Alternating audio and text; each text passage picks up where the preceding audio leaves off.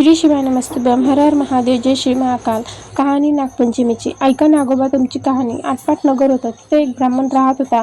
त्या ब्राह्मणाला 5-7 सुना होत्या. चातुर्मासात श्रावण मास आला आहे.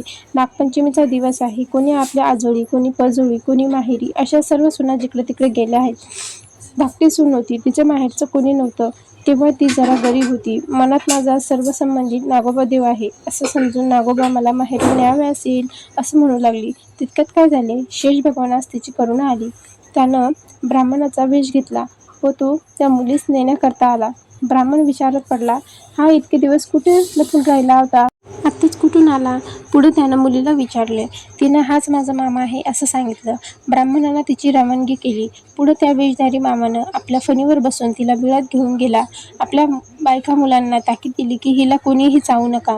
एके दिवशी नागाची बायको बाळंत होऊ लागली तेव्हा तिला आपल्या हातात दिवा धरायला सांगितला. पुढे ती व्याली. तिची पिल्लं बळबळ करू लागली. ही मुलगी भिवून गेली. हातातला दिवा खाली पडला. पोरांची शेपटं जळाली. नागिन रागावली. सर्व हकीकत नवऱ्याला सांगितली. तो म्हणाला, सासरी पोहोचू. पुढे ते पूर्ववत आनंदाने वागू लागले. एके दिवशी मुलीला अपार संपत्ती दिली व मनुष्यदेह धारण करून तिला सासरी पोचती केली.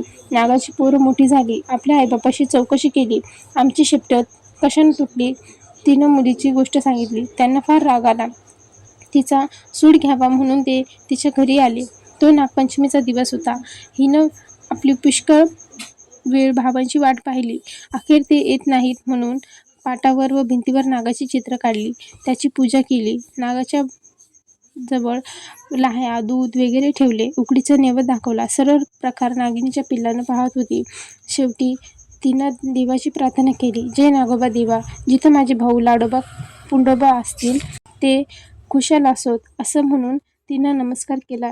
इकडे हा सर्व प्रकार पाहून त्यांनी मनातला सर्व राग घालवला. त्यांच्या मनात तीच विषयी दया आली. पुढे त्यांनी त्या दिवशी सवस्ती केली. दूध व पाणी ठेवले. त्यात त्यांनी पहाटेस नवरत्नाचा हार ठेवून निघून गेले. दुसऱ्या दिवशी तिथं तो हार उचलून गळ्यात घातला.